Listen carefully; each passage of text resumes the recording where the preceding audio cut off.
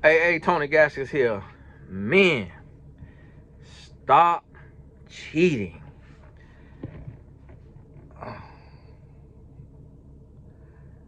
Is y'all ladies happy? Is y'all... Oh, talk to the men. Talk to the men. Here y'all go. This your video. Now listen. I pray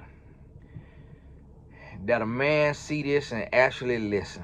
I pray. Send it to your brother, your daddy if he cheating, your male cousins, male friends. And listen, this is a serious video. And I want to tell y'all, and I want to be transparent with you. And I'm transparent now. I've always been transparent, but a lot of people don't know that because you haven't read my books. They say if you want somebody to hide something from a black person, put it in a book. And that's very sad that exists. But a lot of minorities from poor school environments do not read. So I done told my whole story front to back in my books, but very few people know. My wife found out about my promiscuity when she read my first book. But that's also how we fell deep in love and our marriage survived to this point, because I truly gave away the whole game. And my wife read that and she took it to heart. Like, she literally listened to the game that I put in that book. And she didn't play with me. She did not play with me. And that's how we work. Because my wife was not raised with her father. She saw him every summer, but he wasn't in the home with her. And so that created a void in her. And this is something we don't talk about, and something that, but that is how I was able to kind of get in, because her wanting love and wanting that male presence. And so many women, even women who father was in the home every day, like my sister, still fall the same way. I notice women who have a genuine heart and who really want love, those women are more susceptible to getting pregnant and married early when the opportunity presents itself. Not to say that there's not women with a good heart who won't get married early and start a family early. It just, the opportunity, the right man didn't present himself. I know, because I coach a lot of women who are seemingly, to me, but I wouldn't really know, but on that 1 hour call, seemed like amazing women, but never married, no kids, and a lot of them over the age of 35, and some over 40, some over 45, some over 50. And so I know it's good women that it doesn't happen for, but my wife is a good woman who wants love in the right way. But before my wife, I had been with 100+ women, probably. I stopped counting at 79. And I used to keep a little piece of paper. And I kept that little piece of paper with names on it, just the first name, because I was keeping count. I wanted to keep tally, because that's how we defined ourselves as young men. And we had challenges, we had games. This is where I come from. And a lot of women don't believe that. A lot of women can't handle that truth. And a lot of men are too ashamed to tell that truth. But I'm an open book. Because how can you help if you just a knight in shining armor and you never done anything wrong? I don't believe in that. I also want men to understand that I know both sides of it. So I'm 100% faithful to my wife. But there was a day one time, as a broke man, as a young man, probably 20 years old, could have been 19, 20, 21 years old, that I slept with 3 different women in a 24-hour period. And to God be the glory that I did not catch a sexually transmitted disease. To God be the glory. And I went through a period, when I was 18, I had slept with 22 women. My first semester of college, I slept with 14 women. I remember being home, I think it was the summer of that year. And I know the next semester I slept with another 14 women. And then I remember over the summer, it was a summer, I slept with 9 women. So, and I remember going back to school and telling my girlfriend, because she told me she went to the movie with a guy, her ex-boyfriend. She went to the movie with him. And she promised me that I could not get mad. And I was fire hot. And then she told me it was another guy. I can't remember that she said. I don't know if she said he gave her a jersey or something, whatever happened with him. And I don't know if she was telling the whole truth, but she, I guess, just wanted to be open and honest. So I said, well, all right, well, I'm going to tell you something, and you can't get mad. Because men, we always got to get our lick back, especially at 19 years old now. I told her I slept with one woman over the summer break. And she was like, what? Oh, my goodness, I cannot believe that. But I said, I'm not going to get mad. Okay, I'm not going to get mad. That wasn't good enough for me. That wasn't good enough for me. I'm like, you can feel this more than I feel it. And I told her I slept with 3 women. What? I cannot believe it. I cannot believe it. Oh, my goodness. Oh, probably slapped me on the arm or something. But we promised not to get mad. That wasn't good enough for me. I told her the truth that I slept with 9 women. She started crying. She started crying. At that moment, I was satisfied. I said, okay, all right, you hurt more than I hurt, man. You all right? Listen to me. Listen what I'm telling you. You see what I'm telling you? That hurt me. It's hard for me to admit that that's who I was at 19 years old. It's hard for me to admit that. And I know that's triggering for some of y'all. It's triggering for me. It kind of sent a acid down my chest. Like, man, Tony, you did that? Woo. Because I'm so far removed from it at 38 years old. You know, 29, 30, almost 20 years ago that was. I'm so far removed from it.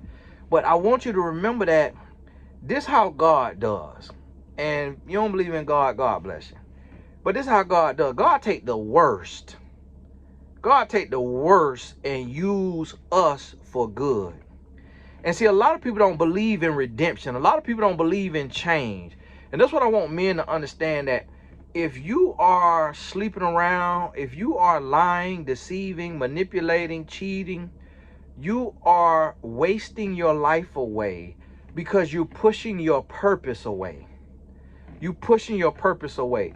But when you get aligned to be used for the greater good, and you get your life in order, and you start being honest and trustworthy, upstanding with integrity, you position yourself to be used for the greater good.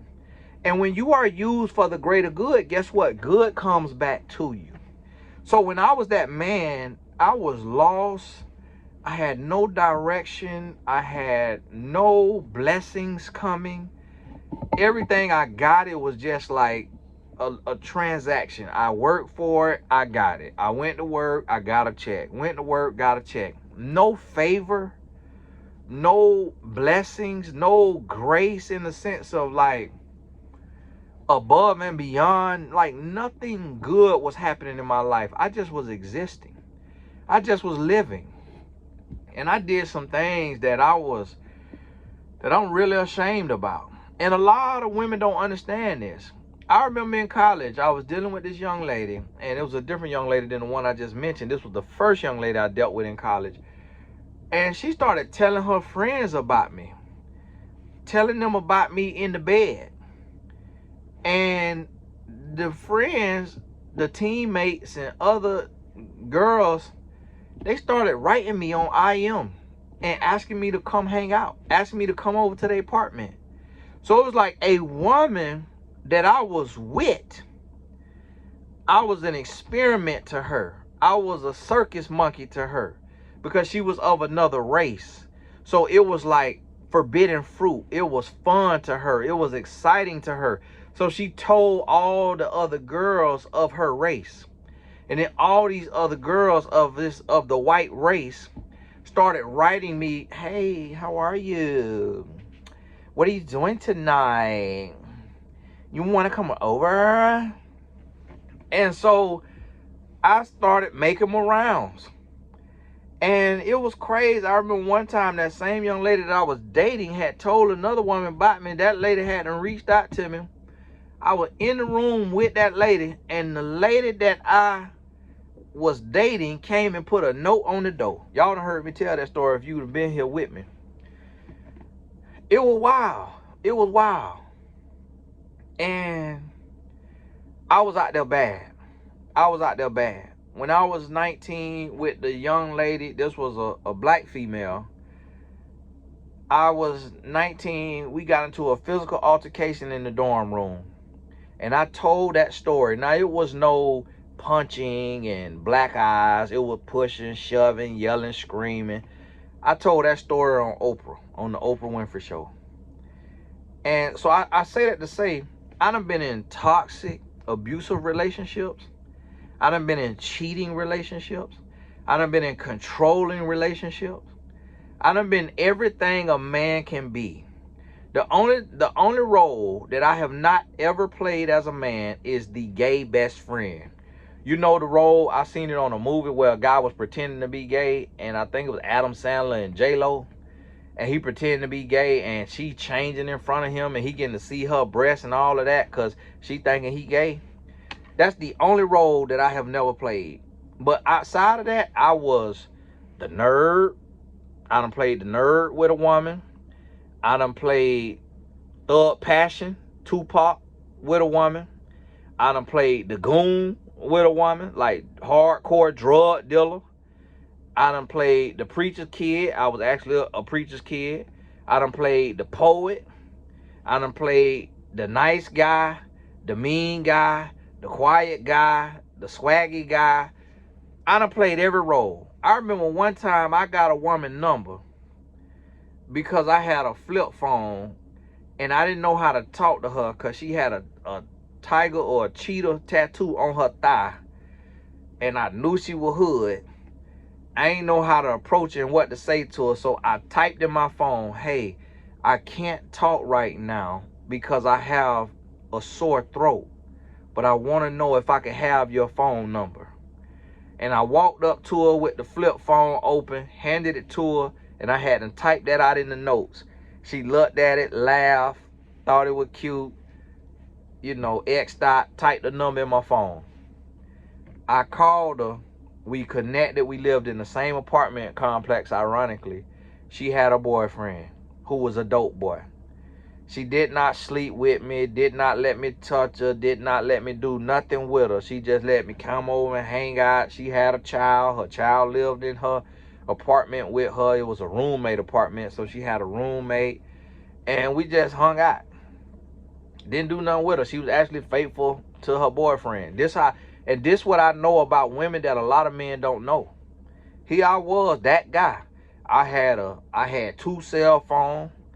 I got 2 on, one for the little, one for the I had 2 cell phones. I had a new car and my own apartment. And dressed nice, had nice clothes, had a job. And here it was, this woman would not sleep with me because she had a boyfriend. Now, her boyfriend would have considered that cheating. She would have got the done daughter did to her had he known about that. I think he was locked up or he was much older and just a dope boy and lived like an hour away. So that's how she got away with it. And I remember the same thing when I was about 18, 19. It was a young lady who was just like that. Hood, thighs, booty, you know, hood pretty. Lived right next door to my sister. And I tried to holler at her and she told me, oh, you cute and all this. I got a boyfriend though. And he was a dope boy. She wouldn't do nothing with me. And that happened to me several times to where women with a boyfriend, I would be intriguing enough for them to talk to me, but they wouldn't do nothing with me. And that's why I tell men, women don't cheat on the same level men cheat. Women don't. I remember my wife. She had a boyfriend when I met her. And she wouldn't talk to me. She gave me her number. She talked to me on IM, but she would not talk to me like in a real way. Like I couldn't hug her, I couldn't touch, because she was being faithful to her boyfriend. Like women are innately faithful. And that's what I try to tell men, but it's so many men that's cheating because you believe that a woman is cheating just like you. You cheating because you believe women are just like us. And that's not true. That is not true. And if you ever really played the field, you would know that is not true. Now, I remember a woman broke up with her boyfriend to be with me. That's essentially almost what my wife did to be with me. That has happened to me on 2 or 3 of occasions, but not cheating with me while having a boyfriend. That probably happened once or twice, but it was like women who was out there like that. And so I need men to understand that when we cheating, we're not creating safety. We're creating chaos. We sinning against God. We're sinning against our body. We derailing our purpose. And we postponing our blessings. There is no benefit to cheating. There's no benefit to cheating other than feeding your ego, which is not actually a benefit. That's harmful and dangerous. So listen to me. When you stop cheating as a man, you gain self-discipline, self-control. You gain clarity. You gain focus. You gain favor. And favor brings blessings. Favor brings opportunity. And I'm going to give you an example of this favor. I remember having wandering eyes and being open to cheating and looking to cheat in my marriage. Being in that state of mind. And while I was in that place, I was making $9.50 an hour. And eventually, on the last year of that job, I got up to $10 an hour. And I remember my new car that I used to use to get women, it got stolen. And I got evicted out of 2 different apartments. Ended up having to move in with my girlfriend, who later became my wife. I told you I got robbed for my car. I did not have full insurance, so I did not get a check for it. It did get paid off somehow, so I'm guessing I had some kind of insurance, more than what I thought maybe. And nothing was happening for me. I wrote my book. I sold 70 copies. My first royalty check was 300 pages. I got married in 2007. That's when I got robbed in 2007. I got evicted around maybe 2005, 6. And I remember really dedicating myself and starting to be faithful, in my mind, body, spirit, in 2007 when I got married. In the first 2 years, I still had wandering eyes. I just didn't cheat like that. I didn't have, I wasn't cheating. I wasn't out there, but I was ready and willing. I just didn't necessarily chase the opportunity. And I remember coming too close and getting in little situations that could have turned ugly had I not backed out the situation. And I remember I got in a situation one time with a young lady that I had met. And I had to gather myself. I had to catch myself. I had to say, you know what, Tony, hold on now. You getting ready because you done met this person at work. And you getting ready, or through work, you getting ready to go down the wrong path. And I remember women started talking to me. Women started coming on to me. I remember I started, once I really locked in my mind in 2009, that's when 2009, I went on Oprah. So see, me being faithful, I got favor. When I had been unfaithful my whole life. When I got married and I decided to be faithful, things started going right. I got on Oprah, I got on Tyra Banks, and I got on the 700 Club. Now, after going on those shows, I started getting new tests, new levels, new devils. I started getting new tests, and I had to learn how to navigate those tests.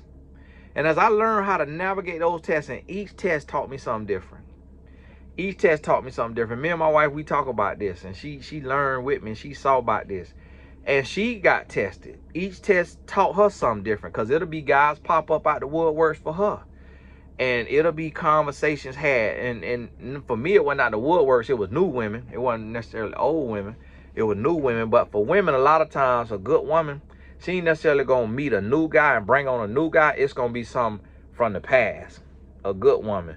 And it might be in a season where she being mistreated, taken advantage of, disrespected. And I had those seasons in my marriage. And so me and my wife, we had these little tests. And we keep our business in-house. It wasn't no blown out affairs and all of this, and a man calling me or a woman calling her. It wasn't all that. Don't let your mind go that far. It was very elementary, very kindergarten level. Normal stuff that you're going to go through in a marriage, but on a lower scale. But I had been unfaithful my whole life. And when I met my wife and we was dating, I had wandering eyes then too. And so we hadn't talked about that, and we learned about that. And even this year we talked about just my past. But it was 2009 that 2010, I really made a commitment. And I said, I'm gonna lock in. I'm finna lock in, and I'm finna shut down the door. I'm finna shut the possibility of me cheating on my wife. I'm not even gonna entertain the thought. And when I did that, everything changed. When I tell you that was probably early 2010, January 1st, probably like where I really said, okay, I'm 26. I'm 26. I'm still a young man at 26. Men cheat all our life. It's women got men cheating in their 40s, 50s, 60s, 70s. So to be 26, I was a baby. And I had seen some new heights, and so I had to lock in on another level. And when I did that, things just opened up. That was 2010 probably. I became a speaker for the NBA Players Association, for the NBA as well. That's two different associations, but in the same league. I became a professional speaker on a regular basis. I got tens of thousands of followers on Twitter and then on other social media. 2011, I was able to go full-time into my purpose. That first year that I counted my income, I went from making $20,000 a year on that job at $9.50 an hour to $10 an hour. I went from making $20,000 a year to making six figures. That first year I made $147,000 as a entrepreneur. No college degree, no mentor, no assistant, no manager, no publicist, no agent, no nothing. Six figures. By myself, working alone with no help. No, we didn't have all the social media we have. I had no YouTube then. At that time, 2011, I started YouTube in 2011, but I was making no money from it. I had Twitter.